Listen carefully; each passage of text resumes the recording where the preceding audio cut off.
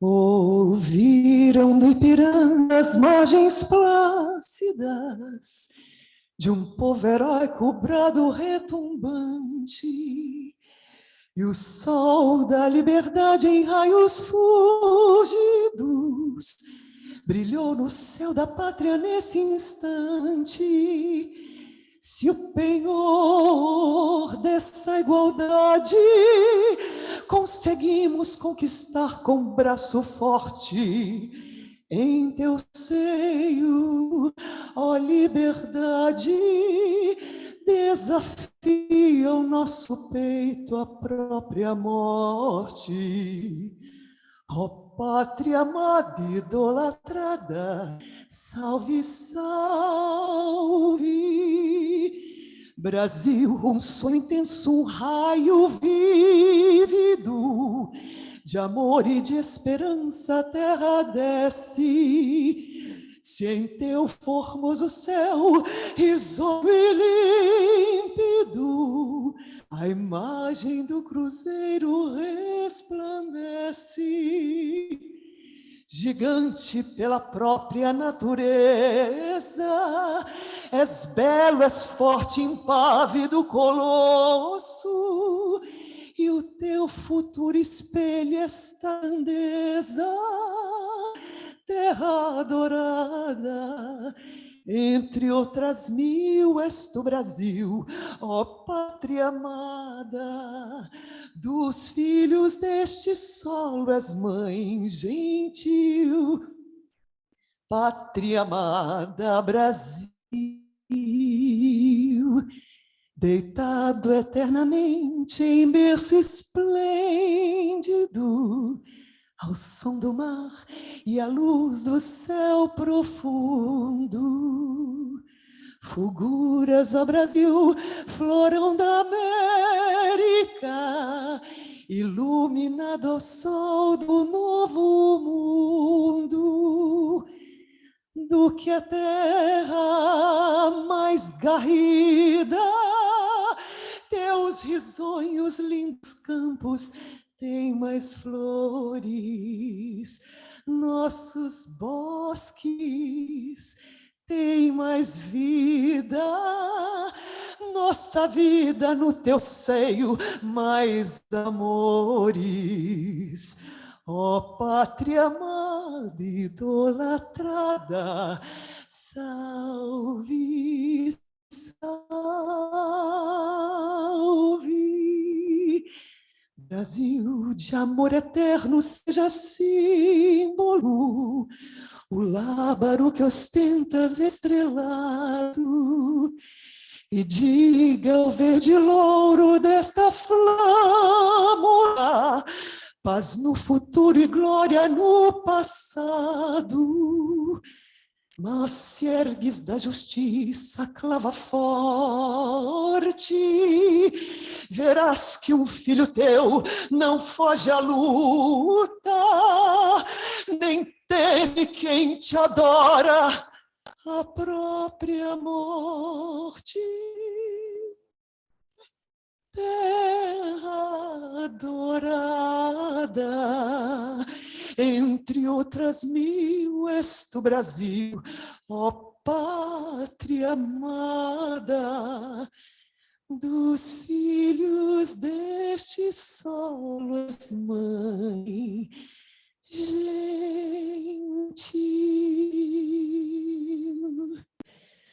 Pátria amada, Brasil.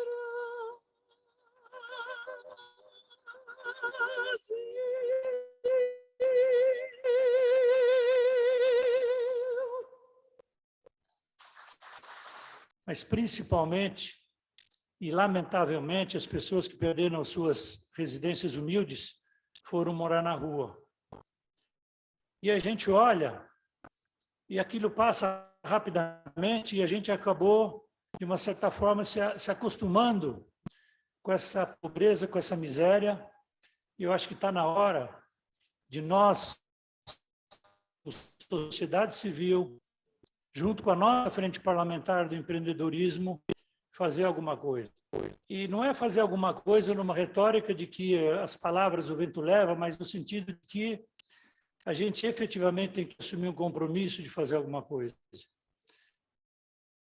Esse é o propósito do Instituto, e eu tenho que fazer aqui uma homenagem dentro dessa nossa curta fala, mas queria pedir para o Castilho ficar de pé, a Marli Parra e o João Henrique. Fiquem de pé, por favor.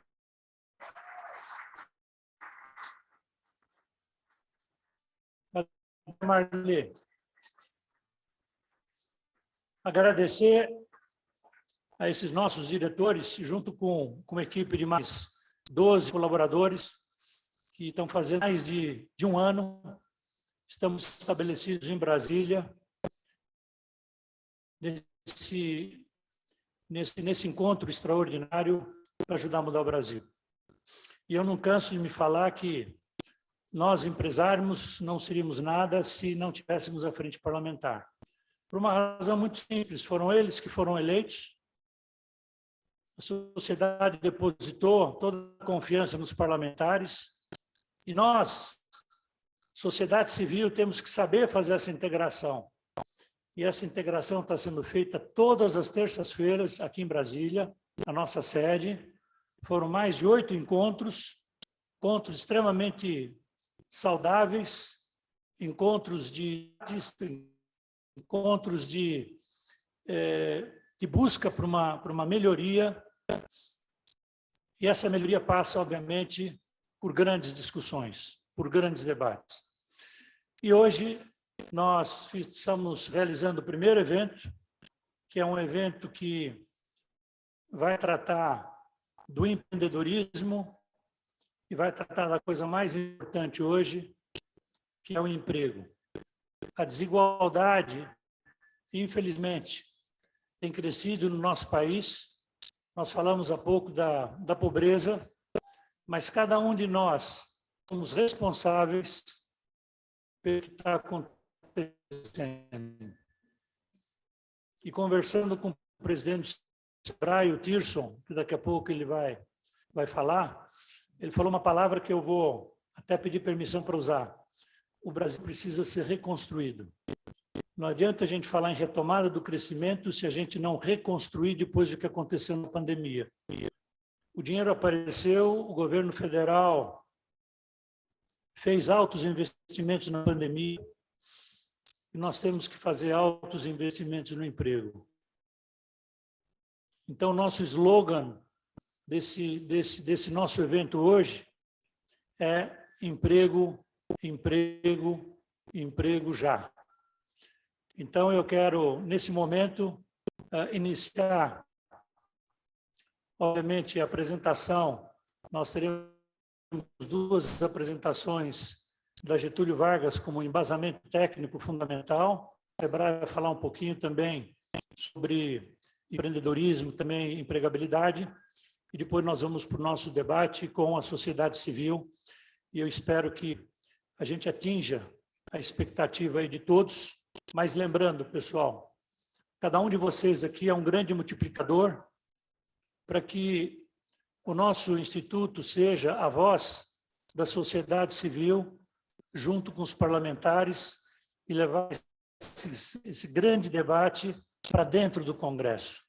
Isso é fundamental, que esse debate seja levado para dentro do Congresso, porque aí nós podemos promover, quem sabe, a PEC do emprego, nós podemos promover esse debate junto com os senadores, junto com os deputados, que é lá que tudo se decide. Por isso que a nossa frente parlamentar, liderada pelo Marco Bertagnoli, é fundamental nessa integração. Queria pedir uma salva de palmas a todos vocês e muito obrigado. Bom dia, senhoras e senhores. É uma alegria imensa poder esse encontro do Instituto Unidos Brasil, coordenado pelo nosso presidente, que acabou de nos falar. E me permitam, em nome dele, cumprimentar a todos os presentes para que a gente possa ganhar aí tempo nos nossos tempos. Mais uma saudação especial aos deputados, meus colegas, de Câmara Federal aqui presentes. O Alexis Fontaine, que preside também a Frente Parlamentar do Brasil Competitivo, e juntos nós temos trabalhado muito pelo Brasil, que precisa empreender e gerar empregos. A Joyce Hasselmann está aqui conosco, minha vizinha, o Zé Neto, o Franco Cartafina, o coordenador da nossa Frente Parlamentar na Câmara Federal, o deputado Joaquim Passarinho, justificando aqui a ausência do nosso coordenador no Senado Federal, o senador Anastasia. Cumprimentar a nossa deputada Adriana Ventura, a nossa deputada Paula Belmonte, que também está sempre presente nos nossos encontros, o deputado Marcelo Hatten, que está aqui conosco, a Aline Gurgel. Se tiver, por favor, mais algum parlamentar que não tenha me passado aqui, cumprimentar de uma maneira muito especial aos profissionais liberais que estão aqui, em nome do Dr. Nelson Williams, um grande anfitrião, por quem eu tenho uma grande admiração, e de uma forma muito especial o Patá e todos os sindicatos que estão aqui. Me permito também, em nome do nosso Paulo Otávio, presidente do meu partido aqui no Distrito Federal, cumprimentar a todos os integrantes partidários e, de uma maneira especial, a todos os empresários que estão aqui, em nome do Flávio Rocha, que eu acabei de cumprimentar. Mas, senhoras e senhores, uma palavrinha bem rápida para que a gente possa iniciar os nossos trabalhos. A Frente Parlamentar do Empreendedorismo nasce bastante robusta. São 200 parlamentares, uma frente mista, deputados e senadores, com um único objetivo: aproximar o Brasil que empreende, o Brasil que gera empregos, o Brasil real, que cada um dos senhores e das senhoras representam aqui nesta manhã, do Brasil que legisla. Aproximar esse Brasil real dos parlamentares, deputados federais e senadores, para que juntos nós possamos ter um entendimento claro dos obstáculos que nos separam de uma geração plena de empregos. E, através dessa aproximação e desse entendimento, buscar o ideal, aquele que todos nós, independente de questões partidárias, buscamos. O nosso Brasil está acima das dificuldades partidárias que hoje nós enfrentamos. E é esse Brasil que nós precisamos colocar em primeiro lugar no nosso objetivo, no nosso caminho. O Instituto Unidos Brasil nasce exatamente com o mesmo objetivo. E aí a sinergia que nos aproxima de trabalharmos juntos. A Frente Parlamentar, em 99,99% das vezes, tem a mesma pauta, o mesmo objetivo, o mesmo pensamento do Instituto Unidos Brasil. E aqui nós unimos forças para superarmos as dificuldades que nós temos enfrentado. E aí, senhoras e senhores, uma observação bastante simples para que a gente possa compreender o nosso trabalho. Os nossos obstáculos, os grandes obstáculos, todos nós conhecemos. E nós podemos falar aqui sobre eles a manhã inteira e talvez não cheguemos a uma conclusão. A reforma administrativa, tão necessária no nosso país, senador Paulo Otávio. A reforma tributária, fundamental para o nosso país. Aqui um parênteses. É humanamente impossível entender o sistema tributário brasileiro por nós que somos brasileiros. Aí imagina para alguém que venha de fora compreender que cada uma das 27 unidades da nossa federação tem um imposto sobre circulação de mercadorias diferentes. E nós somos tão criativos que criamos a substituição tributária entre os estados. É humanamente impossível compreender. E por mais que compreenda, algo estará errado na última linha do nosso balanço. Ao mesmo tempo, essas reformas estruturais, elas precisam de um ambiente saudável, de um ambiente seguro, de um ambiente positivo, de um ambiente de união para que possa acontecer. Esse ambiente normalmente se configura no início de um mandato. No início de uma administração, como do governo legitimamente eleito pelas urnas eletrônicas, ele faz que a sua instalação seja próxima da população que o elegeu. Portanto, força para aprovar essas grandes reformas. E nós podemos ficar discutindo todas elas. Mas precede um ambiente de negócios que nós podemos mudar todos os dias, sem desfocar das grandes reformas, mas entre nós e essas montanhas que são quase intransponíveis da reforma administrativa e da reforma tributária, nós temos um piso aqui que hoje é revestido por uma areia movediça. e que vai engolindo os empreendedores brasileiros no seu caminhar cotidianamente. É quase que uma corrida sem sair do lugar. É correr 20 quilômetros na esteira e continuar com o mesmo portal à sua frente, porque essa areia movediça é o ambiente do dia a dia que os empreendedores brasileiros enfrentam. Imaginem os senhores que o Conselho da Administração da Receita Federal existe para julgar as dúvidas oriundas do sistema tributário. E lá, o CARF, doutor Nelson, ele é composto 50% por agentes da própria fiscalização e 50%, Saraiva, por indicados da classe trabalhadora. E mesmo especialistas conseguem, em algumas decisões, obter um empate. Ora, se nem os especialistas se entendem sobre aquela interpretação tributária, quem dirá o empreendedor que está lá tentando sobreviver, pagando suas contas, gerando emprego, comprando e vendendo mercadoria, superando o mercado competitivo, ainda vai tentar dirimir a dúvida sobre uma interpretação fiscal e tributária? E aí, nós temos o presidente do CARF, que é o voto de Minerva quando há empate. E o presidente do CARF é normalmente indicado pela Receita Federal. Portanto, vocês já imaginam qual é o voto de desempate. O que nós propusemos e foi aprovado pelo Senado? Nós acabamos com o voto de Minerva da Receita Federal na presidência do CARF. E por quê? Por quê?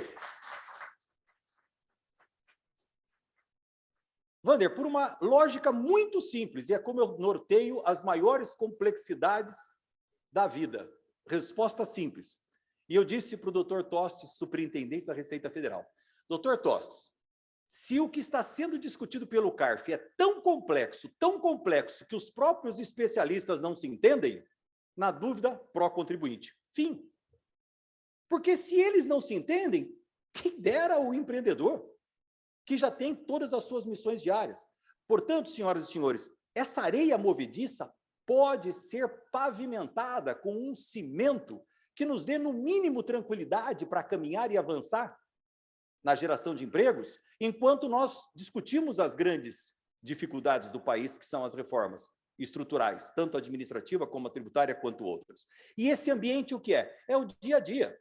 E nós relatamos agora, junto com o Instituto, o Nabil acompanhou, uma legislação que, por incrível que pareça, porque ela é correta, foi aprovada por nós na Câmara Federal quase que por unanimidade.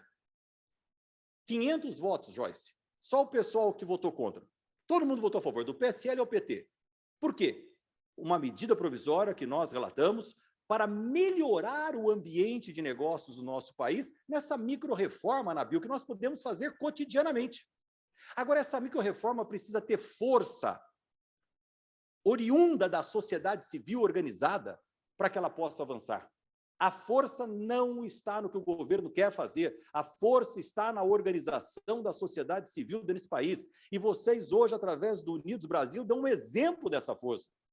E nós, parlamentares, temos que ter, no mínimo, a racionalidade de entender e resolver.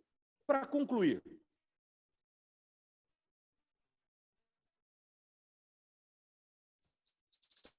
só para que a gente possa figurar toda essa conversa. Olha que coisa de maluco, Flávio, para que o país possa avançar. Infelizmente, o Banco Mundial encerrou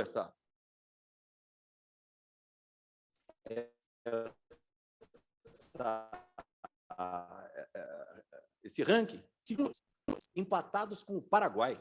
Com todo o respeito que o Paraguai nos mereça, não me parece uma posição adequada para o Brasil. Nós não temos nenhuma variável idêntica ao Paraguai. Nem a extensão territorial, nem o PIB, nem o potencial econômico interno, nem as exportações, nada. Portanto, nós não deveríamos estar... mas não com o Paraguai. Então, é o tempo de abertura de empresas, o tempo de encerramento de empresas, as demandas judiciais, enfim, tudo isso precisa diminuir o tempo. Mas uma delas é simbólica e retrata bem o nosso Brasil. Nós cancelamos uma legislação de 1968, em vigor, e agora não está mais, graças a Deus, porque a Câmara acabou, que dizia o seguinte: toda empresa brasileira no ato da sua exportação de qualquer produto, e se essa empresa recebeu ao longo da sua cadeia produtiva algum incentivo fiscal brasileiro, do governo brasileiro, por exemplo, fez um empréstimo do BNDES subsidiado para a produção. Pronto, já configura ali um incentivo. Obrigatoriamente, no ato da exportação, precisa transportar a mercadoria por um navio de bandeira brasileira. O que o governo em 1968 desejava? Incentivar a frota mercantil do nosso país. Então, uma indústria de calçados lá do meu estado de São Paulo, de Franca, vendeu a sua coleção de calçados para a Itália. Obrigatoriamente tem que colocar esses calçados num navio de bandeira brasileira e mandar para a Itália. Qual é a heresia dessa história? O Brasil não tem nenhum navio de bandeira brasileira para transportar o calçado de Franca. Zero. A nossa frota mercantil de longo curso não existe. E aí, o que esse empreendedor de Franca tem que fazer?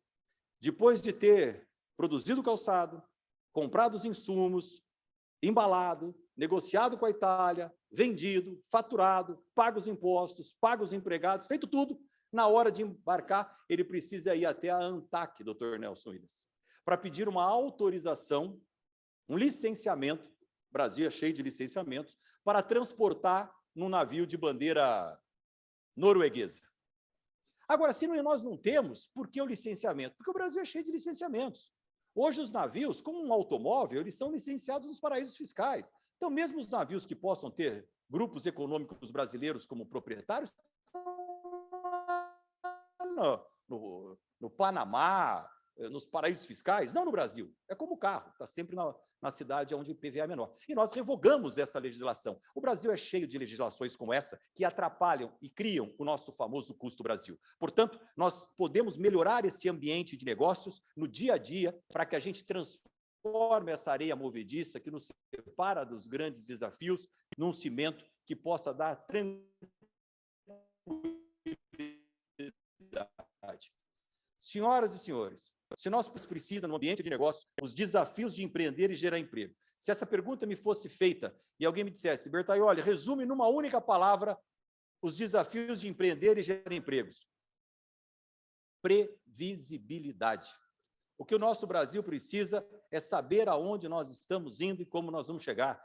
A imprevisibilidade, seja política, seja governamental, seja jurídica, seja o que for, é o que nos encarece, nos distorce, nos deixa num ambiente inseguro e instável.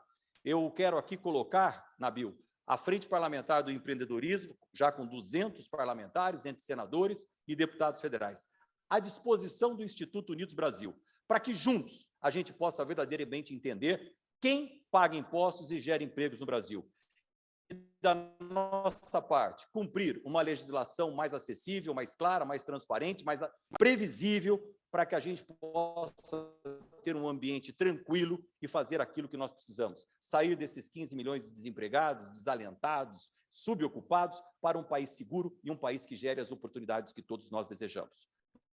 Muito obrigado a todos, um bom café da manhã e bom trabalho. Muito obrigado.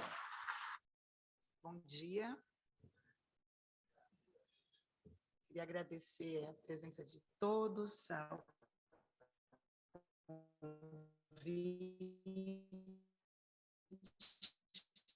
feito pela Marli, a presença dos deputados, deputadas, senadores, senadoras e de todos os empresários e empresárias aqui presentes. Me foi dada uma breve missão, de inclusive ser breve, trazer alguns dados apenas para nos lembrar do porquê nós estamos aqui hoje e do porquê é necessário que nós estejamos unidos neste debate em favor do Brasil. Vou pedir, por favor, como é muito chato fazer a narrativa desses dados, eu optei por colocar, por gentileza, nos slides, mas, em verdade, alguns deles, creio que essa frente aqui que eu estou olhando sabe de cor, né? Infelizmente, o Brasil está enfrentando um momento difícil de desemprego, né? Nós estamos com mais quase 15 milhões de desempregados, o que nos leva ao empreendedorismo com uma qualidade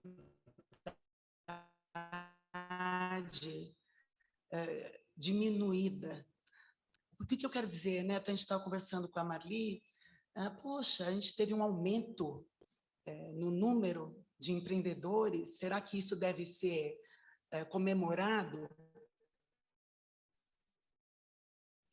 Cremos que não, absoluta, que está sendo implementado sem crédito, por pessoas que não têm ocupação, sem nenhum preparo. O percentual é até bom, aqui de 37,5%, mas por que não podemos comemorar, de fato, esses 37,5%? Pode deixar naquele, por gentileza. Porque nós tivemos uma perda de 10 milhões de empreendedores estabelecidos. A nossa taxa de empreendedorismo geral caiu em 18%. O Brasil, de quarto, foi para sétimo em termos mundiais, em termos de taxa de empreendedorismo mundial. Então, a nossa qualidade do empreendedorismo está caindo muito, por diversos motivos.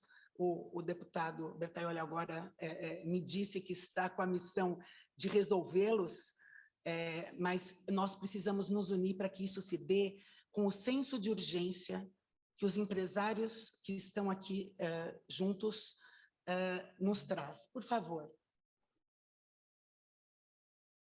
Como não podia deixar de ser, eu vim sim como GV, mas eu dirijo o advocacy de um grupo que se chama Mulheres do Brasil, que é presidido por uma grande empresária, a Luiza Helena Trajano, e as mulheres foram as mais impactadas, infelizmente, nesse momento de pandemia.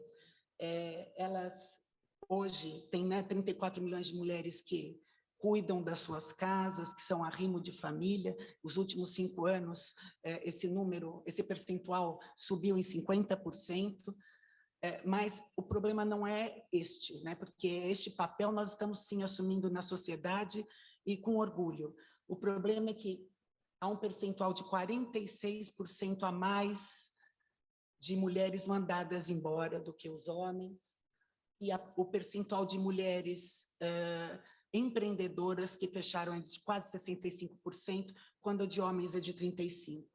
Então, por gentileza, o que a gente vê é que, ao final das contas, as mulheres são as mais mandadas embora, são as empreendedoras que não conseguem dar conta de se manter no mercado, e pelas mulheres que eu conheço e vejo no meu entorno, o problema não é de incompetência, até porque nós temos os dados de formação de mulheres, o Sebrae depois pode até compartilhar melhor do que isso, e nós sabemos do número de horas trabalhadas pelas mulheres no Brasil.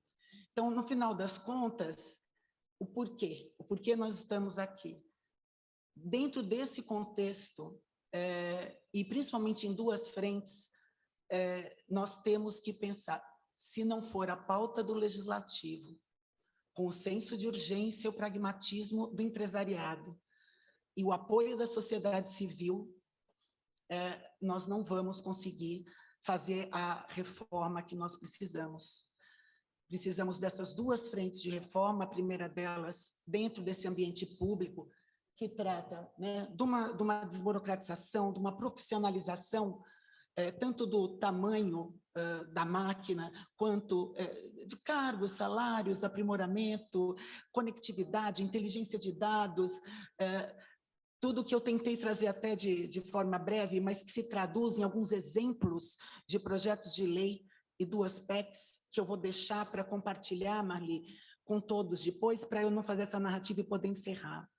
E um segundo, por gentileza, uma segunda frente mais privada, e aí, obviamente, o empresariado tem mais papel, quanto o auxílio ao Sebrae, na capacitação e na educação de empreendedores, nas certificações que habilitem os empreendedores de médio e menor porte na busca de um crédito mais amplo e mais barato, mas há, então, a legislação que eu deixo aqui de recado que precisa ser transformada para que exista, de fato, essa redução de burocracia em cargos tributários, e isso precisa ser assumido pela pauta legislativa.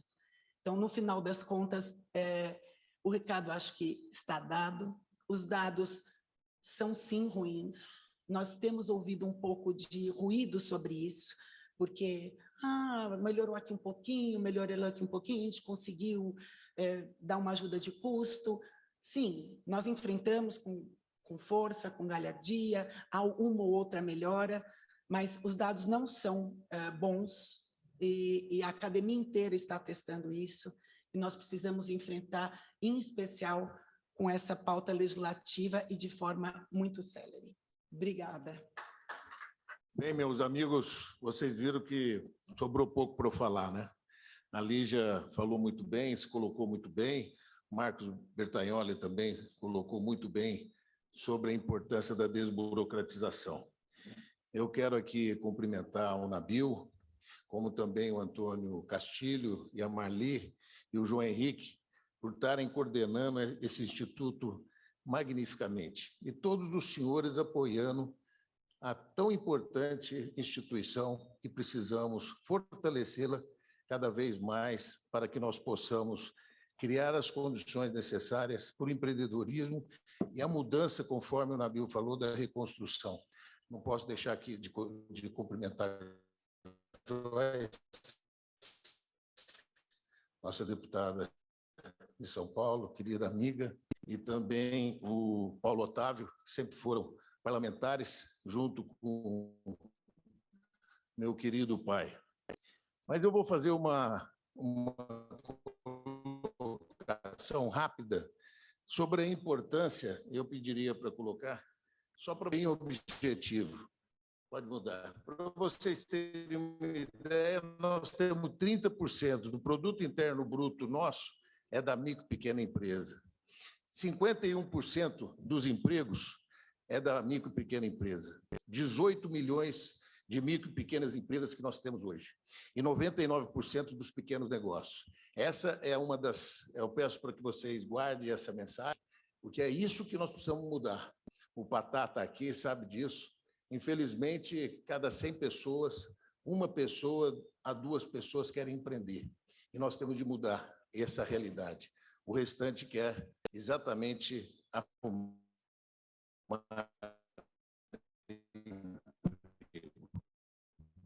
E nós sabemos, no mundo de hoje, mesmo, dando as condições necessárias, efetivas, como a Lígia disse, nós tivemos aí um aumento, e nós vamos aqui demonstrar, do empreendedorismo por necessidade. Isso é muito doloroso, porque as pessoas não se programam efetivamente para abrir o seu próprio negócio, para ganhar dinheiro, para sustentar a sua própria família. Então, vocês podem observar no próximo quadro que nós tivemos aí uma taxa de empreendedorismo caiu de 53% para 44%.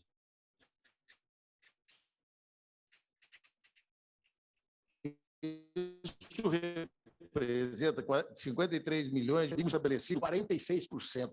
É algo extraordinário. Isso tudo numa pandemia, e é por isso que nós falamos que nós precisamos fazer reconstrução do nosso país. Mas você pega o empreendedorismo por necessidade, ele sai de 37% para 50%. Isso, existe possibilidade de melhoria contínua, mas mesmo assim você vê que de janeiro a abril, no próximo de janeiro a abril, nós tivemos 1 milhão de micro e pequenas empresas. Isso que nós temos de trabalhar a cadeia produtiva do agro, da indústria, do comércio e do serviço, para que nós possamos criar as condições necessárias do desenvolvimento. E aí você vê que nós tivemos 2 milhões de empregos de carteira assinada. 72% desses 2 milhões foram criados nesses últimos 12 meses. Então, você vê a importância da micro e pequena empresa no contexto das cadeias produtivas. Você pega no próximo quadro, você vê a evolução do produto interno bruto, nós tivemos a pandemia e hoje nós temos uma perspectiva de chegar a 5%. É por isso que eu digo que é uma reconstrução. No próximo quadro, você verifica que nós tínhamos uma tendência de crescimento de emprego antes da pandemia.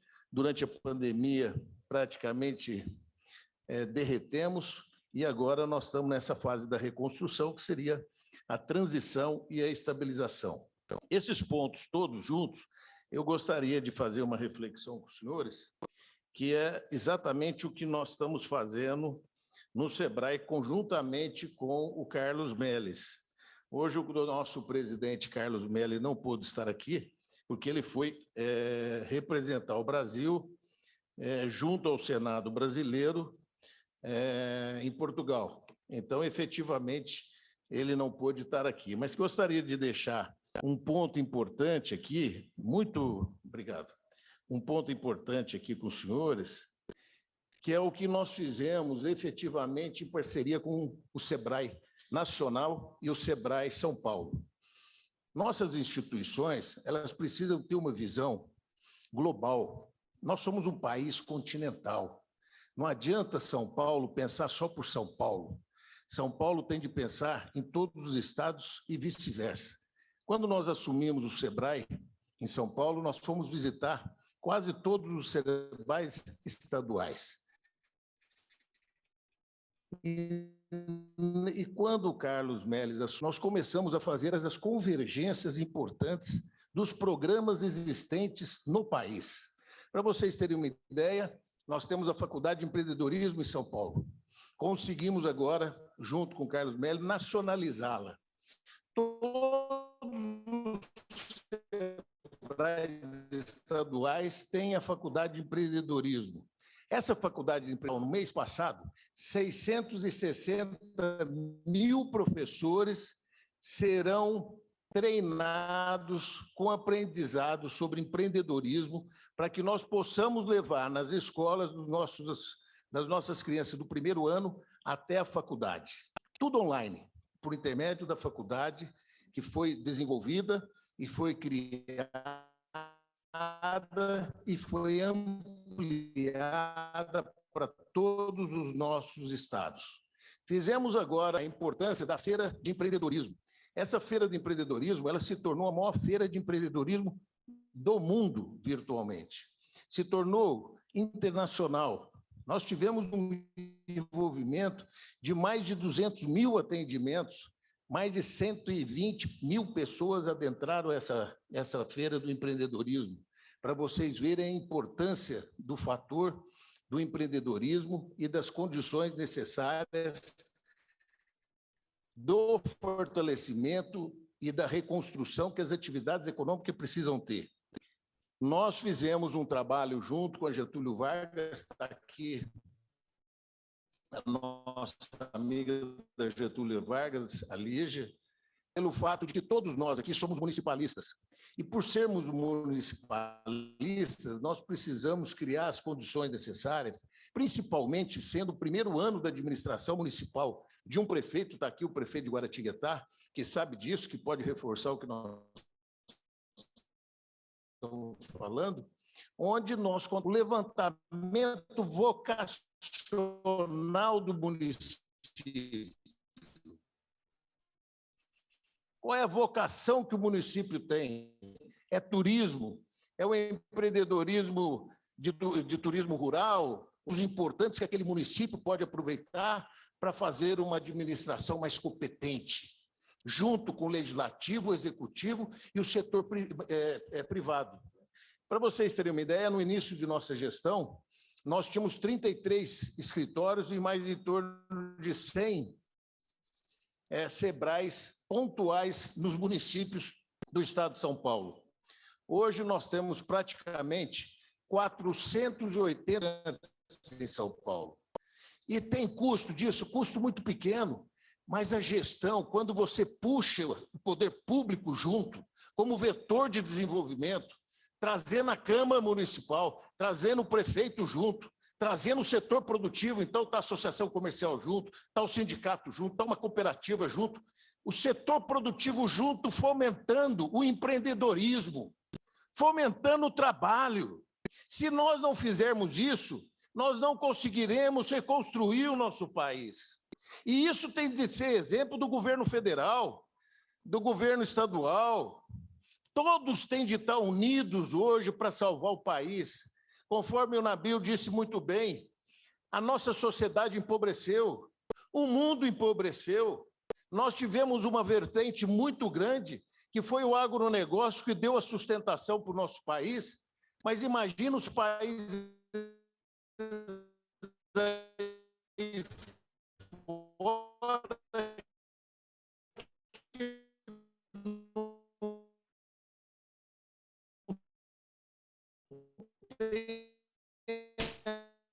alimento, qual o valor da inflação dos alimentos deles. Então, você é um exemplo, Brasil. A maior reforma tributária que os senhores já fizeram foi a lei da micro e pequena, a lei geral da micro e pequena empresa, onde que nós desoneramos, desburocratizamos, e se não tivesse feito essa lei, Marcos Bertaioli, nós não teríamos hoje o fôlego efetivo que conseguimos ultrapassar com essas dificuldades, com o fechamento das micro e pequenas empresas. Hoje, muitas delas continuam abertas, mas não tem capital de giro. Se tiver uma dificuldade, vai morrer.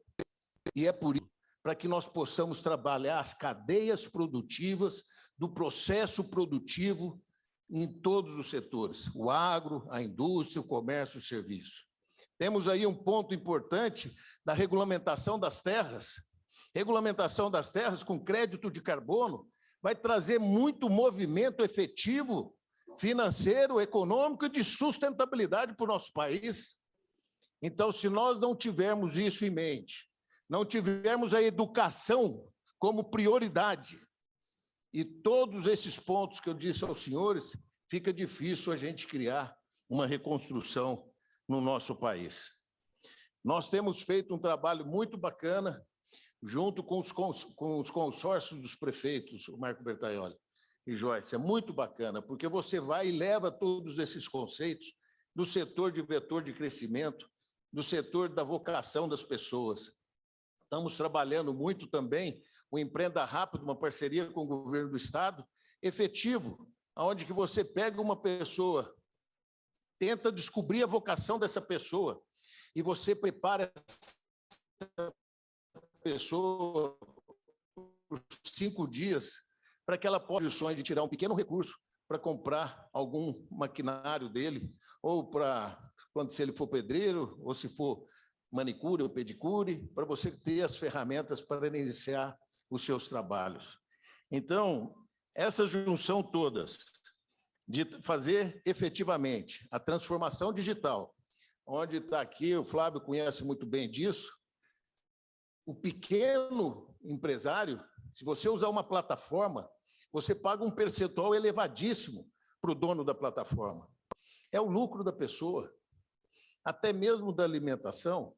Então, nós fizemos um investimento muito grande no setor dos parques tecnológicos do Estado de São Paulo, onde que o Sebrae Nacional está nos ajudando, para que nós possamos desenvolver as plataformas digitais mais democráticas, que chegue no pequeno, que dê as condições necessárias para que eles possam realmente ter a transformação digital. Então, em nome do nosso presidente Carlos Melles, que muito me honrou de estar aqui falando o nome dele, viu, Nabil? Obrigado pelo convite de estar aqui, e a todos vocês. Eu queria deixar essa mensagem de otimismo, mas de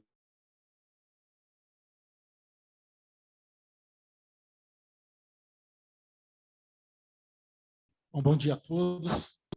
Primeiro, agradecer o Instituto Unidos Brasil, ressaltar a importância desse evento, agradecer o convite, parabenizar pelo evento, ressaltando ali o caráter de sociedade civil que forma esse instituto, formado por lideranças empresariais, lideranças sindicais, lideranças comunitárias, focadas em buscar soluções para o país, principalmente tendo foco por emprego e empreendedorismo. Ressaltando aqui as falas dos antecessores, né? brilhantes falas aqui, ressaltar o que o Nabil falou sobre a necessidade do Brasil ser reconstruído. Deputado Bertaioli, muito interessante a metáfora utilizada sobre o nosso ambiente de trabalho, o ambiente de negócios no Brasil. Um país, como se fosse um piso revestido por areia movediça. Vou carregar para mim essa metáfora quando viemos a abordar isso na CNN, sobre o nosso ambiente de negócios no país. Professora Lígia ressaltando o senso de urgência que é o que move, inclusive, este encontro, né? Essa urgência de buscar soluções para o país, principalmente no emprego e no empreendedorismo. E o Tirso mostrando ali, Tirso Meirelles mostrando claramente como a Covid, a pandemia, derrubou a taxa de empreendedorismo. Diante desse cenário que os antecessores falaram aqui brilhantemente, eu queria perguntar para o Flávio Rocha, temos um cenário muito turvo em 2022, na economia e na política. Dá para ficar otimista em relação ao que vem por aí no Brasil? Bom dia, Caio. Bom dia a todos, meus companheiros de painel. Antes de mais nada, eu queria cumprimentar a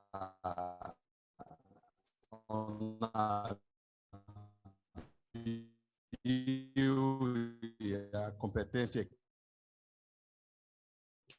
equipe do Unidos Brasil, que, ao meu ver, é necessário na política, na construção de setores, nas suas representações amplas,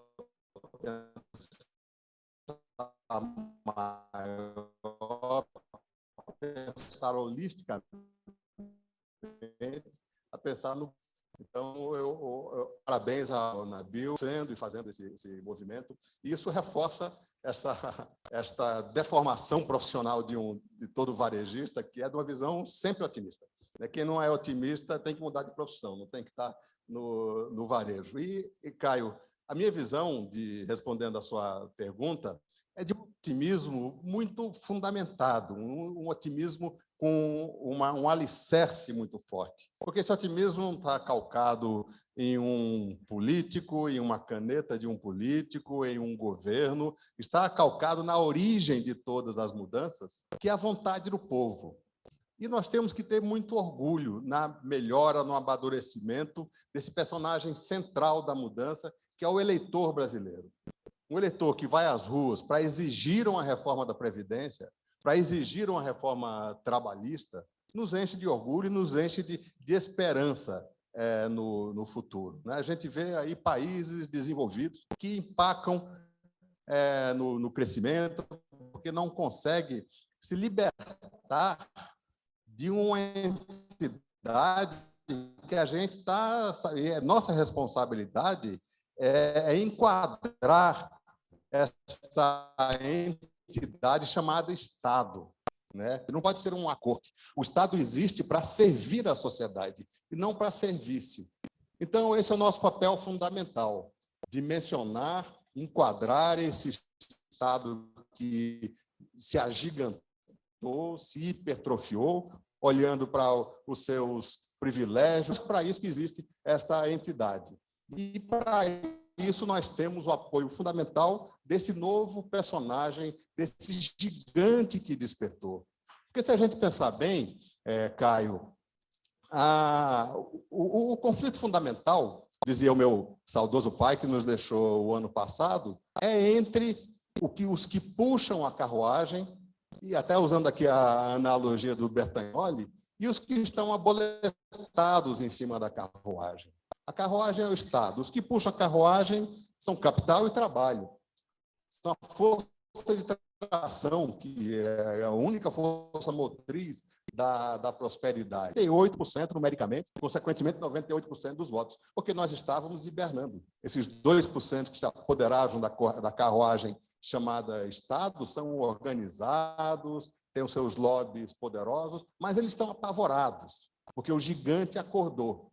e tem demonstrado, né, que quer que exija essa mudança nesse conflito fundamental entre o establishment e o povo, e a partir daí que virão as mudanças. Essa mudança está vindo, foi tomada em 2018, foi reiterada em 2000. Eu não sei, eu não faço política, eu não sou apaixonado por rostos, sou apaixonado por ideias, né? E essas ideias estão cada vez mais fortes, independente de quem vai ser o rosto que estiver à frente. Nós vamos ter um governo que abra, que melhora, como disse aqui o Bertagnoli, a qualidade dessa estrada da carruagem, né? Vamos dar ao Brasil uma carruagem que caiba no PIB, que faça sentido para o tamanho da economia brasileira, e esse é o caminho da prosperidade. Por isso que eu acredito e estou otimista com o Brasil. Muito bem. Bom dia a todos, principalmente aos parlamentares que acreditam no nosso projeto, aos amigos empresários, Nabil, Marli, Castilho, os companheiros Urubatã, Flávio, Patá. Bom, eu quero pedir as bênçãos de Deus para o nosso encontro. Acho que eles estando junto conosco, as coisas melhoram bastante. Tem sido assim comigo, eu acredito que sempre será assim. O Flávio sempre foi um otimista, e eu acredito que, se o otimismo ajuda, o pessimismo atrapalha muito.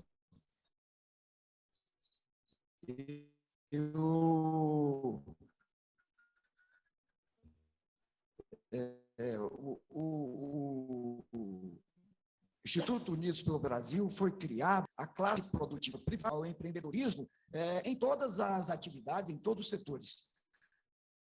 Prioritariamente, nós somos formados por empresas grandes, mas em torno de um grande empreendimento gravitam grandes, médias, pequenas e até empresas individuais.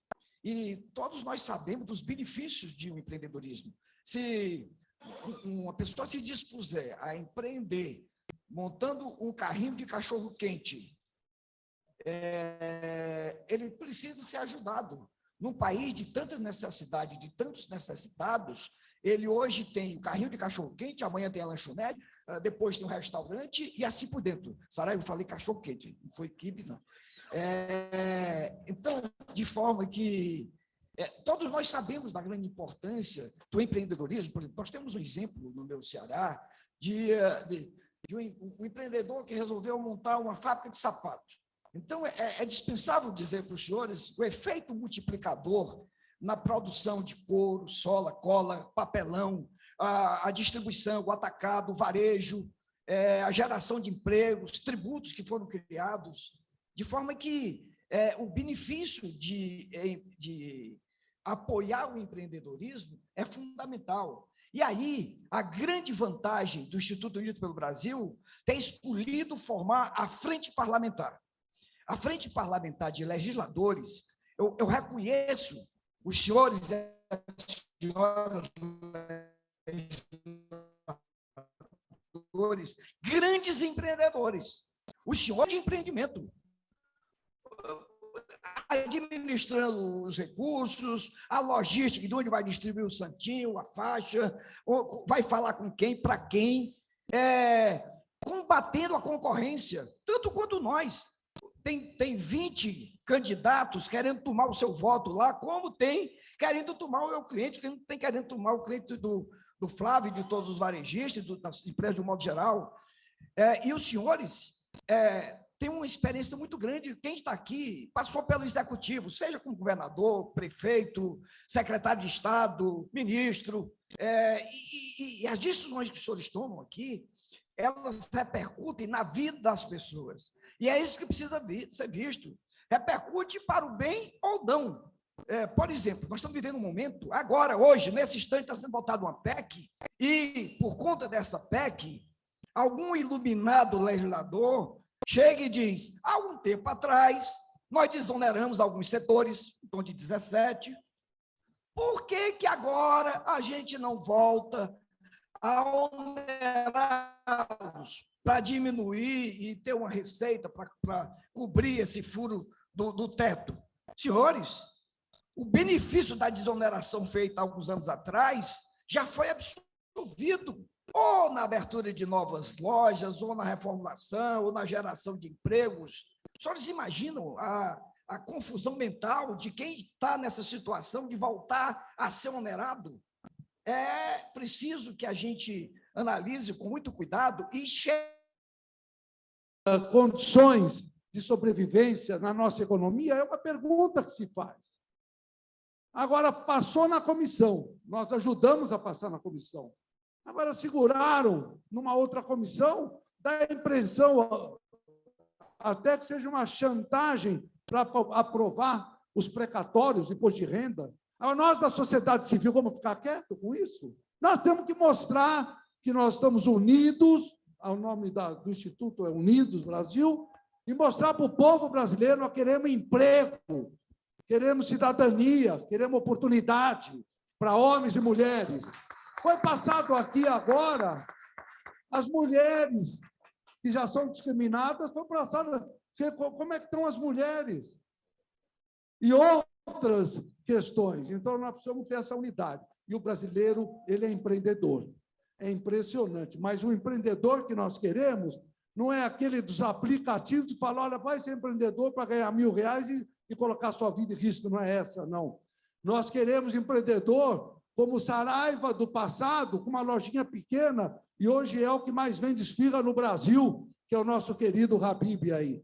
É esse empreendedor que nós queremos e precisamos no nosso país. Nós temos história, nós temos vontade política, nós temos, na realidade, amor pelo nosso país. Mas isso depende da nossa unidade, porque aí, se for cada um ver seu umbigo, nós não vamos para lugar nenhum. Nós temos que ter humildade e reconhecer. Queremos a desoneração, Caio? Queremos, mas queremos que mantenha o emprego. Porque desonerar e colocar o pessoal na rua logo em seguida não é isso que nós queremos.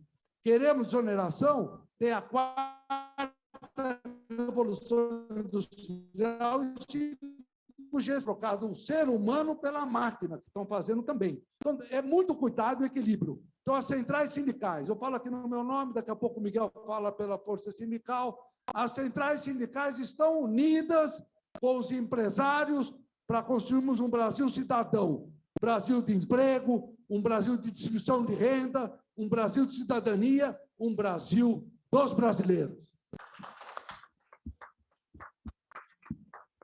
Doutor Urubatã, a gente está no dia 9 de novembro, o ano praticamente acabando, janeiro é férias, recesso parlamentar, recesso do judiciário, fevereiro carnaval, a política volta em março, já vai voltar no modo eleição.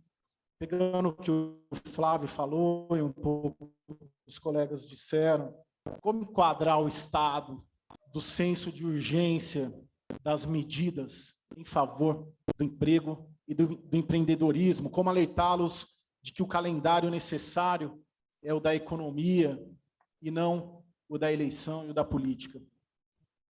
Caio, bom dia.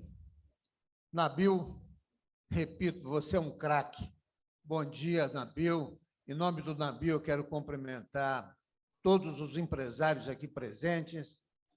Deputado Bertagnoli, em nome do deputado Bertagnoli e do senador Anastasia, meu conterrâneo de Minas Gerais, cumprimentar as autoridades, cumprimentar meus amigos aqui do painel. Eu quero te dizer o seguinte, eu comungo muito da fala do Flávio. Não é que o Flávio é um otimista por natureza, o Flávio, assim como o Saraiva, como o Washington, como o Deusmar, como tantos outros, são empresários. O empresário ele é otimista pela natureza e o que é pior, o que é melhor, não gosta de dinheiro. O empresário gosta de emprego, gosta de gerar emprego. O empresário gosta de realizar. O empresário ele tem prazer em falar quantos funcionários tem, ele tem satisfação nisso. Se o empresário gostasse de dinheiro, ele guardava dinheiro e acaba não guardando para poder fazer os seus próprios empreendimentos. Vou contextualizar um pouquinho para poder fazer a sua resposta. Quando o Nabil me convidou para vir para o Instituto, eu percebi rapidamente, pela fala do Nabil, que nós estávamos criando o epicentro da sociedade brasileira, constituído por empresários, constituído pelos trabalhadores, representado pelos sindicatos profissionais, pelas centrais de trabalhadores, e constituído também pelo meio político. Ou seja, sociedade muito bem representada, trabalhadores, empresários e o meio político, através do legislativo. Nós temos hoje, talvez, uma das legislaturas mais reformistas que tem. Foi uma das legislaturas que mais reformas realizou no país. Este setup tributário e este setup político que nós temos no país, ele precisa ser imediatamente transformado. Nós precisamos fazer uma transformação desse setup imediato. Temos aí agora a prioridade de gerar empregos. São 16 milhões de desempregados que estão já começando a procurar refúgio nas marquises das grandes cidades. Hoje você sai das cidades, passeia pelas cidades com acima de 1 milhão de habitantes, você já começa a ver uma quantidade incomensurável de moradores de rua. Geração de emprego tem que ser a prioridade. Se nós formos analisar todas as prioridades do país e quisermos fazer uma transformação visceral em prazos recordes, nós não vamos fazer absolutamente nada. A prioridade agora é geração de emprego. É isso que nós precisamos fazer. Nós tivemos um exemplo muito latente há pouco tempo, quando nós tivemos 17 setores desonerados. E eu falo isso também pela minha própria experiência, porque o meu setor foi um dos 17 desonerados. O setor de transporte rodoviário de cargas estava, quando iniciou a desoneração, com 1.800.000 empregos diretos nas transportadoras. Hoje nós temos quase 3 milhões de empregos, segundo o CAGED. Não sou eu que estou dizendo, segundo o CAGED. Ou seja, o laboratório aí está. O que nós precisamos fazer agora, o que nós precisamos fazer é emergenciar. Não é a desoneração só para os 17 setores. Eu discordo um pouco do Patá. Eu acho que nós temos que desonerar todo mundo. Nós temos que desonerar todo mundo para que a gente possa ter emprego para os 16 milhões de desempregados que estão aí. Os 16 milhões de desempregados reforçam a classe média, aumenta o consumo, melhora as vendas de todas as empresas, dá mais musculatura às empresas. E eu quero te dizer o seguinte, nós somos fadados a dar certo. O Brasil é um país fadado a dar certo. Nós temos território fantástico, um agronegócio fantástico, nós temos um sistema financeiro complexo, moderno, nós temos uma atividade industrial, está aí um pouquinho desatualizada, talvez a indústria brasileira esteja aí com uns 15 anos de atraso, mas rapidamente pode se atualizar, se atualiza rapidamente. Importante, nós temos uma democracia consolidada, nós temos poderes constituídos. Toda hora a gente imagina, olha, agora nós vamos ter aí uma ruptura política, olha, nós vamos ter aí uma ruptura. Tem nada, as instituições estão aí, estão funcionando, a democracia plena, o país. Nós somos a segunda maior democracia do mundo. Agora, o que nós precisamos é emergenciar. Não pode acontecer o que o Patá disse. Os 17 setores estão ali. Por que que parou? Por que que está engavetado? Se não desonerar, como é que nós vamos planejar os nossos negócios para o ano que vem? Como é que você faz o budget? Como é que você faz o orçamento da empresa para o ano que vem? Nós precisamos ter a desoneração, não apenas dos 17 setores, nós precisamos ter uma desoneração plena. Para fazer uma desoneração plena, nós precisamos da PEC do emprego. É uma PEC específica, porque a partir do momento em que nós trouxermos para dentro das fábricas, para dentro do comércio, para dentro do serviço, esses 16 milhões de desempregados, nós estamos aumentando o mercado para que as empresas possam se prosperar, possam crescer, possam desenvolver seus negócios. E o momento é agora. A sociedade civil quer, o empresário quer gerar emprego, os trabalhadores querem buscar emprego, e o Congresso é um Congresso reformista. Basta que nós possamos fazer com que a conexão deste triunvirato, para que a gente possa realizar tudo aquilo que nós precisamos realizar. Primeiro, emprego. Não tem, o início é o emprego. E aí depois nós podemos ir construindo as outras coisas que se fazem necessárias no país. Muito obrigado.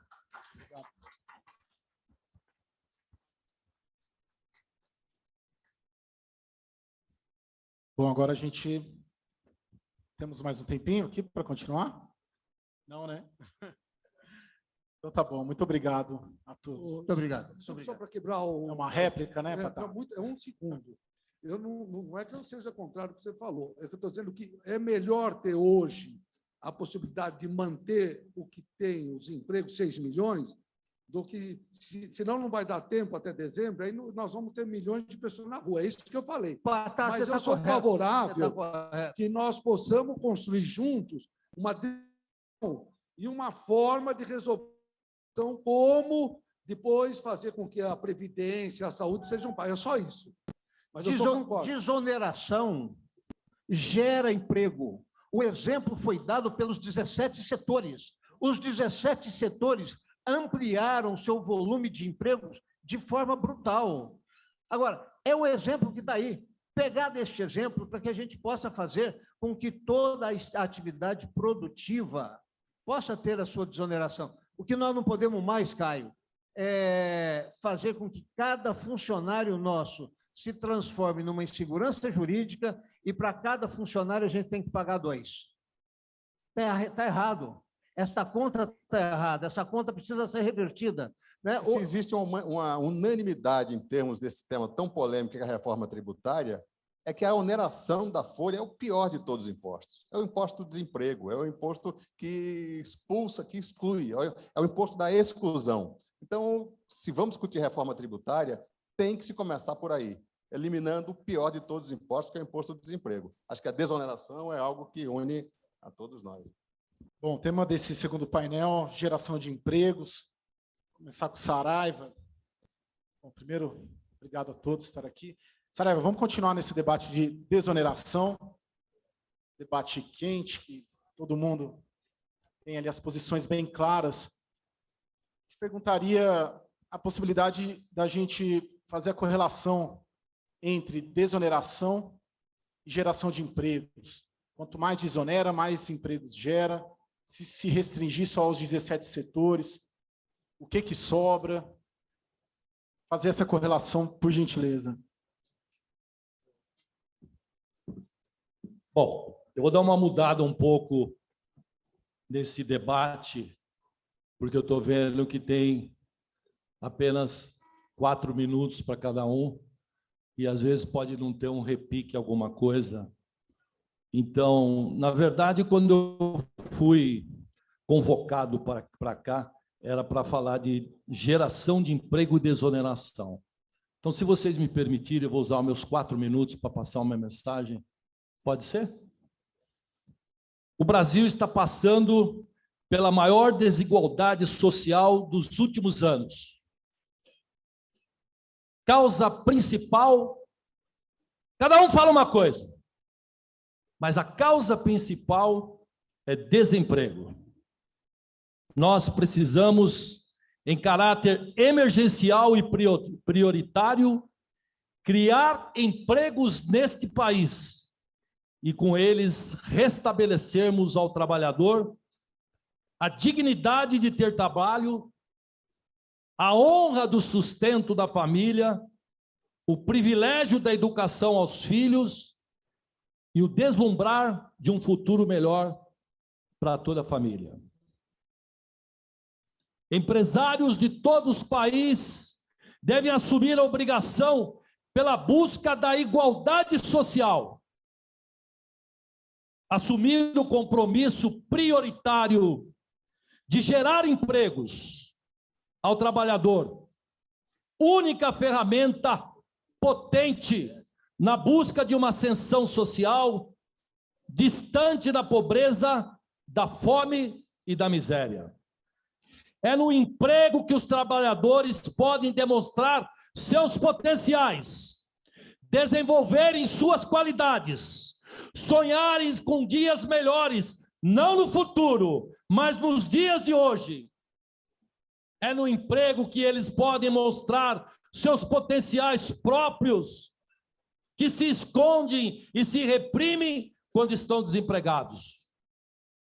A desoneração é o caminho mais próximo e rápido para que tudo isso aconteça.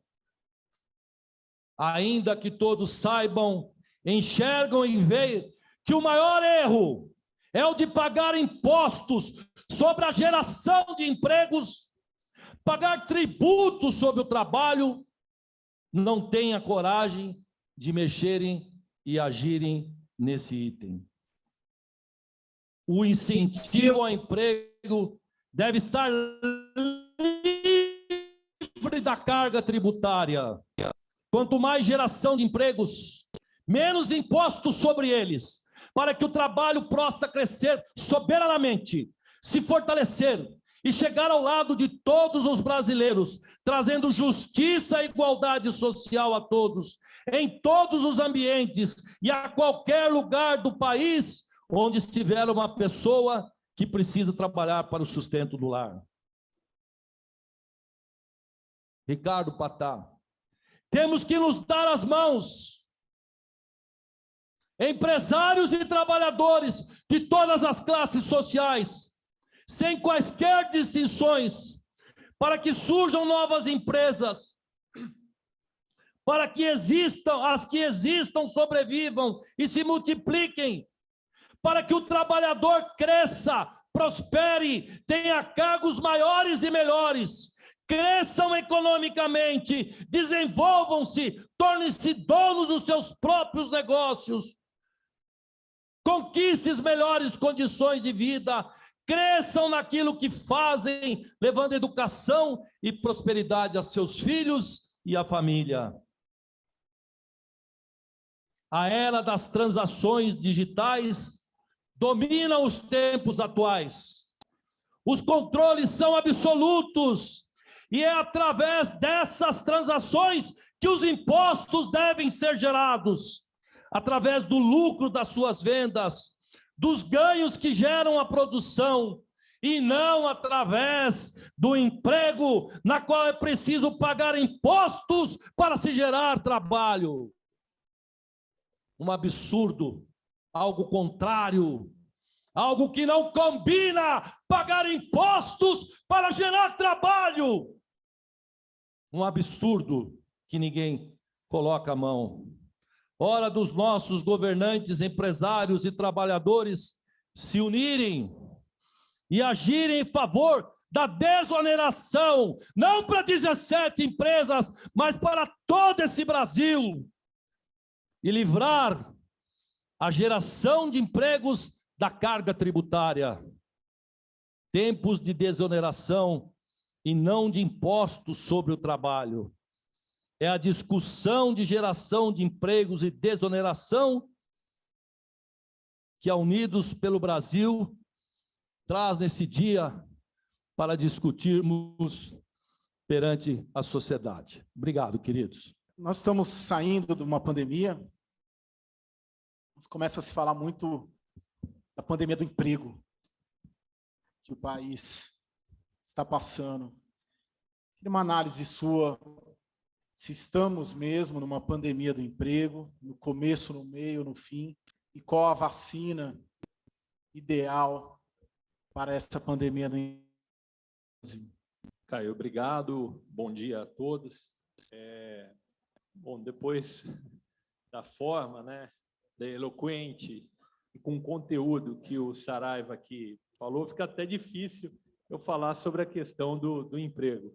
No meio de feras, né, tantas aqui hoje, mas eu vou tentar fazer uma síntese rápida dos anos 70 para cá. Prometo usar próximo aos meus 4 minutos. A música da Copa de 1970 era 90 milhões em ação para frente, Brasil. Nós éramos 90 milhões de habitantes, né? 50 e poucos anos depois, nós somos 213, 214 milhões de habitantes. Nós mais do que dobramos. Nesse período, nós tivemos hiperinflação, a consolidação da democracia, abertura comercial recente, ali em 92. Depois nós tivemos os planos econômicos, né? O governo Fernando Henrique, né? O Plano Real, que dá a estrutura né, do sistema financeiro brasileiro hoje, que funciona, né? O Plano Real. Depois nós tivemos um olhar para o social ali no primeiro ano do governo Lula. Depois nós tivemos uma série de intempéries. Tivemos o impeachment, né, de 2 presidentes. Nós, recentemente, tivemos uma pandemia. Se você reunir todos os empresários que estão só aqui, Caio, só aqui, se eu pegar o Washington Sinel, deve ser 22 mil funcionários, o Washington me corrija se estiver errado, Urubatã deve ter outros 20 mil, Urubatã, você vai me corrigindo se eu inflacionei teus números aqui, o Saraiva, 18 mil, Flávio Rocha, 40 mil, Flávio Rocha, 50 mil. Todos estão aqui, ninguém veio pedir isenção, ninguém veio pedir aqui, por favor, para diminuir, ninguém veio pedir. Todo mundo veio aqui pedir para que a gente tenha liberdade, Caio, para empregar. Olha o absurdo que é. Isso aqui é o óbvio. E nós estamos fazendo, parece que disso, a regra. Não deveria ser. Não deveria ser. Então, nós somos um grande aliado do país. Nós não podemos ser vistos, né, como, né, os capitalistas que estão atrás dos seus lucros. Não é isso. Ninguém resiste no dia a dia. Tudo é absolutamente contra no dia a dia. Eu não sei como que ele está aqui lutando por uma série de pessoas, pela empresa dele, ele não está por dinheiro, não é possível. Ou ele é maluco, porque ele não tem vida. O Sinel não tem vida, porque todos os dias, sim, tem um desafio diferente, né, Flávio Rocha? Então, assim, eles não estão aqui de brincadeira, não estão para brincar com o país, eles são os aliados. Então, Marco Bertagnoli, Passarinho, senadora Anastasias, esse grupo que está aqui, né, são grandes aliados de vocês, e nós precisamos dos parlamentares. Num processo democrático, a interlocução, a construção de ideias, a materialização da ideia está pelos parlamentares. Nós temos que valorizar os nossos parlamentares. Nós temos que valorizar. E essa integração, né, entre os empresários e os parlamentares é onde tem que ter o desencadeamento de ideias que vão gerar novos empregos. Então, a pandemia, Caio, assim como todos esses inúmeros contratempos de 1970 para cá, para não me alongar mais, o empresário, se ele for dizer assim, para o ano que vem, olha, se eu vou inaugurar lá na companhia, nós vamos inaugurar agora um shopping no Rio de Janeiro, são 4 mil empregos diretos, 8 mil empregos. No estado do Rio de Janeiro, não há nada hoje em construção que vão gerar em um único lugar 8 mil empregos. Mas se você fosse falar, foi construído durante a pandemia, se você falar assim, agora tem a pandemia, eu vou parar, para ver o que vai acontecer. Se você parar para ver o que vai acontecer no ano que vem, você não começa, você não sai da cama. Então, o que nós precisamos, né, é que haja um entendimento do que as pessoas que estão desse lado querem para o país e que as pessoas, né, que legislam para esse país entendam que esses são grupos de aliados. Eu acho que essa combinação e o Instituto Unidos Brasil representa justamente essa convergência, é onde a gente pode começar a contribuir de uma maneira adicional aos tantos impostos que já pagamos e aos inúmeros postos de trabalho que geramos. Muito obrigado. Como unir capital e trabalho em favor do emprego? Um bom dia, e vou chamá-los, assim, se permitir, companheiras e companheiros, porque tudo que foi falado até agora une cada vez mais o capital e o trabalho, é um social, é um emprego. Então, companheiros e companheiras, Caio, obrigado também, obrigado, Nabil, pelo convite nesse evento tão importante. Nabil, eu acho que você inaugurou uma central sindical de empresários, que é Então, parabéns, está entrando muito bem. E parece muito, porque nas reuniões de centrais também começa cheio e a turma começa a ir embora, porque começa a cansar. Então, eu combinei com o Patá que ele vai assumir a presidência do Habib's e eu vou assumir dos trabalhadores. Será bem-vindo, né, Patá? Companheiro Patá, muito tempo que eu não via o nosso senador Anastasia, que sempre teve um trabalho muito forte junto com a Força Sindical, né? Bertaioli, que tem um trabalho conosco na região de Mogi das Cruzes, desde a época de prefeito também muito forte, né? Ele conhece o trabalho dos nossos sindicatos na região. Olha, nós estamos num momento, como todos falaram, muito difícil, né? E eu falo que a crise é mundial, mas no Brasil ela se torna mais pesada, né? O Nabil falou aqui da questão dos moradores de rua. É um absurdo a gente ver o que vê hoje, né? Nossos sindicatos lá de São Paulo fazem campanha todos os anos, há mais de 20 anos, de alimento, coisas de fim de ano, para levar na rua, para demonstrar a solidariedade com esses companheiros que precisam. O perfil de 10 anos para cá, dos moradores de rua, mudou. O que era 90% de pessoas dependentes químicos, os nômades, e 5% que seria de famílias, hoje inverteu, é 90% dos moradores de rua, hoje são famílias. É a esposa, filho, cachorro, papagaio, sogro, sogra, estão na rua. Nem todos são desempregados, mas estão subempregados. Então, nós temos que dar uma saída para esse cenário, que é um cenário que é impossível nem envergonhar todos nós. É um cenário que nos choca. Não dá para a gente ficar dentro da nossa casa e achar que aquele mundo lá de fora não nos pertence.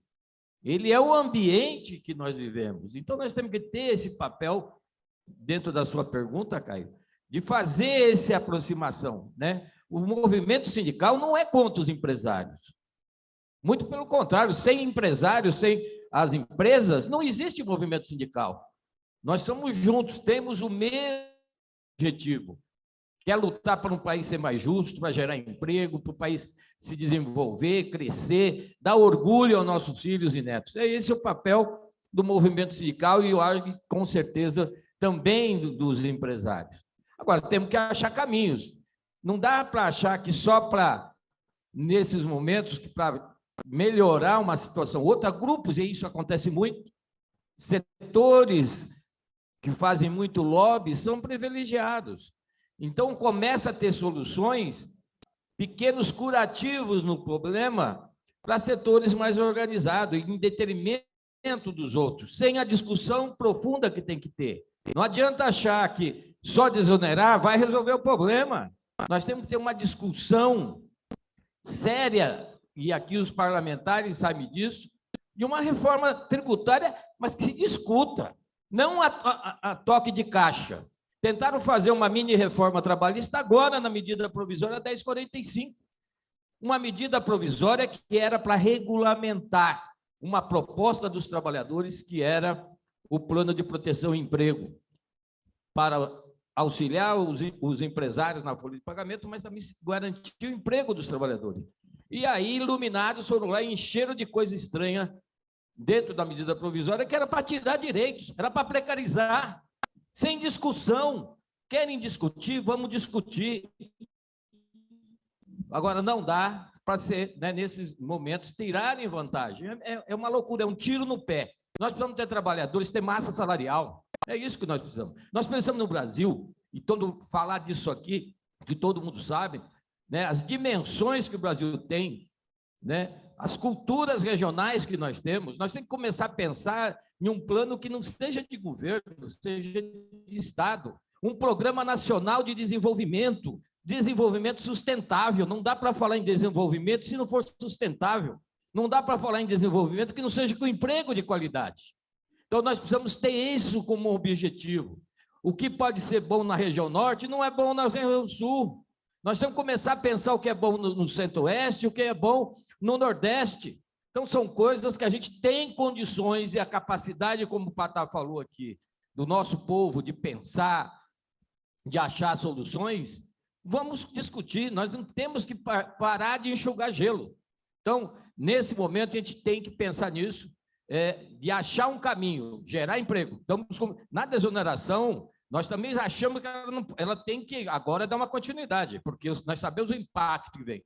Mas não dá também se a gente não discutir uma reforma tributária junto. Então, as centrais sindicais estão com esse objetivo, o Patá falou bem, da questão, roga por 2 anos e vamos trabalhar nesses 2 anos, fazer uma reforma que contemple e tire os excessos também tributários que tem.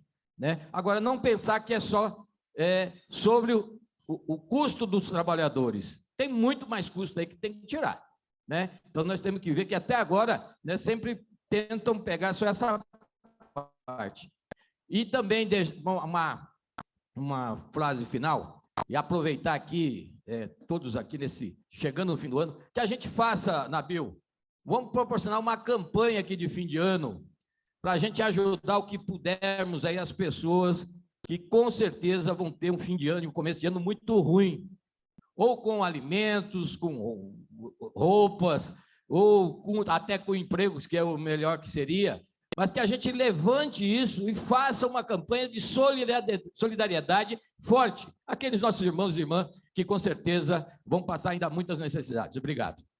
Marco, as empresas agora, em novembro, estão montando planejamento estratégico, né, para o ano que vem, diante de um cenário altíssimo de imprevisibilidade política, econômica, jurídica. Quais os desafios que as empresas estão tendo nesse momento diante dessa imprevisibilidade que já foi, inclusive, falada aqui? Eu acho que no debate anterior já foi comentado isso, né? Porque a gente tem, no fundo, o ano que vem, só 2 meses, né? Você faz planejamento para alguns anos, então já foi debatido isso. Quando você tem, principalmente nesses setores, 17 setores, que tem a desoneração, na prática, o maior custo são pessoas, é o imposto. Então, fica muito difícil você ter visibilidade futura, né? Mas eu queria chamar a atenção aqui em alguns pontos. Primeiro, qual foi a origem da desoneração? Quem começou foi o setor nosso de tecnologia. Eu estava na Brascom e a ideia era formalizar empregos. Essa era a ideia, porque era um setor que tinha muita pejotização. E esse era o objetivo da desoneração. Não era não pagar imposto, era pagar imposto de uma forma diferente sobre o faturamento. Esse é um ponto muito importante que depois acabou distorcendo, infelizmente, foram para todos os setores e distorceu, mas esse era o conceito original que começou com tecnologia e mais 1 ou 2 setores, tá? E no caso de tecnologia, nós atingimos o objetivo que era aumentar os empregos. Então, o que aconteceu? Durante a crise econômica do governo Dilma, que foi severa e se aumentou muito o desemprego, no setor de tecnologia, a gente fez o movimento inverso. Aumentou 20% o número de empregos. Na verdade, o que aconteceu? Você formalizou muitos que eram PJs, viraram CLT. E no caso de tecnologia, né, você vê, a gente paga imposto 4,5% na folha, na receita, não é pouco. Então, assim, desoneração não é não pagar imposto, é pagar imposto de uma forma diferente. Então, esse é um ponto importante. E no caso de tecnologia, como os empregos são de melhor qualidade, e você também paga IR, né, porque o salariado paga IR, houve um acréscimo da tributação para o governo federal se somar imposto de renda mais o INSS. É que tudo depende, você sabe como você fala, estatística você trabalha conforme você quer. Então, se você juntar os 2 impostos, que é o que interessa, se paga mais impostos. Então, atingiu esse objetivo, confirmando o que o Urubatã também comentou no setor dele. Então, esse é o primeiro mito que a gente precisa esclarecer. Não é não pagar imposto. Tem um objetivo estratégico em muitos setores, eu não posso dizer em nome de todos, mas acredito que na maioria se atingiu o objetivo que é formalizar empregos, que é a grande luta que todo mundo vem trabalhando. Então, acho que esse é o primeiro mito que a gente precisa esclarecer. O segundo ponto existe um mito quando entra-se em reformas tributárias, seja do executivo ou do legislativo, que serviços paga pouco imposto. Isso não é correto, porque quando se faz essa análise, de novo, é a questão da estatística. O governo federal e principalmente setores que são mais organizados politicamente, claramente o setor de serviços e varejo não são, né, muito organizados, bombardeiam que o setor de serviços paga pouco imposto, porque se calcula muito do ponto de vista imposto federal. E realmente a gente paga menos. Mas nós temos duas cargas tributárias pesadas. A primeira qual que é? É exatamente o ISS, que é o municipal, que é a nossa. E o segundo, que aí vamos chamar, é uma questão semântica, os economistas gostam de comentar, que INSS não é imposto, é uma contribuição. Quem aqui vai achar que INSS não paga imposto? Não é imposto, é brincadeira. Quando um ex-ministro, uma vez debatendo, comentou isso. Falei, não, você deve estar brincando, né? Então, o que acontece? Onde está a maior carga nossa de impostos? Exatamente o imposto que todo mundo fala que é o pior imposto. Qual que é? Sobre emprego. E quem tem a maior carga de pessoas é exatamente o setor que emprega muita mão de obra. Se você avaliar todas as reformas que estão aqui no Congresso, elas prejudicam quem emprega mais. Então, nós estamos ao contrário, nós estamos falando aqui de incentivar quem emprega, setores que empregam muito mão de obra, as reformas são totalmente no sentido contrário. Na verdade, vai prejudicar quem emprega muito. Nós estamos no setor, nós estamos inverso, né? Então, esse acho que é um outro ponto importante, é impressionante, não é só na classe política e no governo. Boa parte da liderança empresarial dos setores mais organizados falam abertamente isso não é um segredo, eles se posicionam assim e acreditam assim, que eu acho que é pior. Por último, eu queria destacar, como eu sou do setor de tecnologia, a importância da tecnologia no mundo atual, não sou eu que estou defendendo o meu setor, então, nós estamos falando de transformação digital.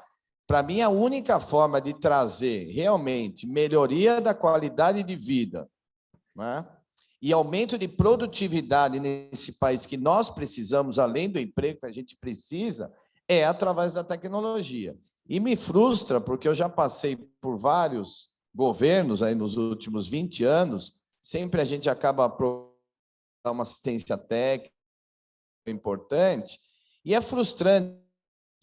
Governantes são unânimes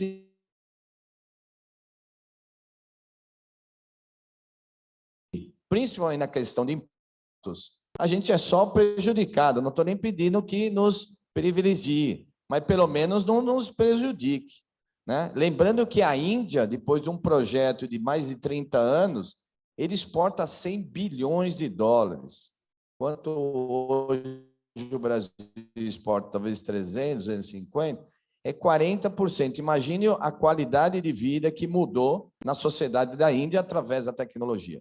E, no fundo, a gente percebe hoje no governo que tem um discurso, e não é nesse, é em todos, nos últimos 20 anos, o discurso é um, a realidade é outra. Obrigado. Sinel, a gente falou bastante aqui de desoneração, reforma trabalhista, reforma tributária. Para encerrar o painel, é possível talvez reunir todas as iniciativas e as ideias no que eu chamaria, já foi falado aqui, inclusive, uma PEC do emprego, né? E no que consistiria uma PEC do emprego, só fazer uma alusão, porque hoje a Câmara está votando o segundo turno da PEC dos precatórios. O que seria uma PEC do emprego? O que consistiria?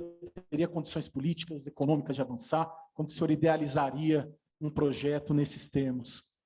Eu, em primeiro lugar, gostaria de enaltecer aqui o que é mais salutar nesse encontro e que realmente nos deixa com muita esperança, é a união dos empregados com os empregadores.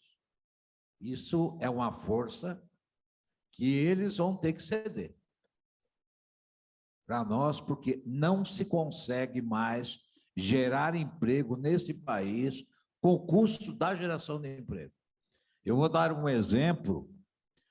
Eu acho que a geração de emprego ela não tem que ser política de governo. A geração de emprego tem que ser política de Estado. Ela tem que ser imutável.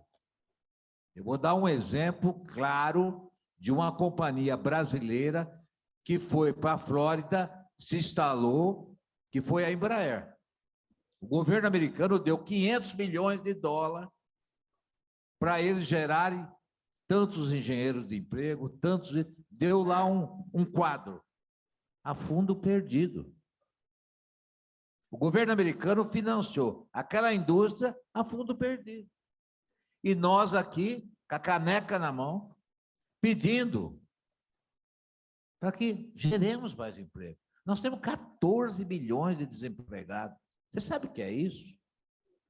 Quantas pessoas hoje estão passando necessidade? Mesmo com uma ajuda, o emergencial, o auxílio, tudo é muito bom e tudo nós somos a favor. Mas não existe política social melhor do que gerar um emprego. E é por aí que nós temos que ir. E essa união aqui hoje, de empresários, sociedade civil, os representantes dos empregados, isso é que vai fazer a grande diferença. Quero agradecer a todos, a você aí pela... E vamos em frente, não vamos desanimar. Se esse evento não surtiu efeito, vamos fazer o segundo, vamos fazer o terceiro. Vamos bater até conseguir. Essa é a minha orientação. Muito obrigado. Bom dia, senhoras e senhores. Meus cumprimentos. O meu tempo, infelizmente, é muito exíguo, por isso eu não quero desperdiçá-lo, mas seria muito indelicado não saudar o nosso presidente, meu caro Nabil, pela gentileza do seu convite e reiterar os meus cumprimentos efusivos pela iniciativa da criação com seus pares do Instituto Unidos Brasil e, felizmente, associada à nossa frente parlamentar pelo empreendedorismo, presidida pelo deputado Marco Betaioli, do qual, juntamente com o deputado Joaquim Passarinho, somos vice-presidentes. Quero saudar a todas as senhoras e senhores empresários, me permitam, na pessoa de meu conterrâneo, meu caro amigo Rogério Neri, de Uberlândia, que aqui se encontra, e eu fiquei muito feliz quando sentei na mesa e vi que numa cesta bonita de chocolates da Irlã, de Uberlândia, a terra dele, e da minha amiga Rosalina, que estão aí nos dando algumas calorias. Percebi, eu lamento que eu cheguei atrasado, que pousei de Belo Horizonte há pouco, mas eu percebi que o tema, o leitmotiv do nosso encontro, é exatamente a questão do emprego.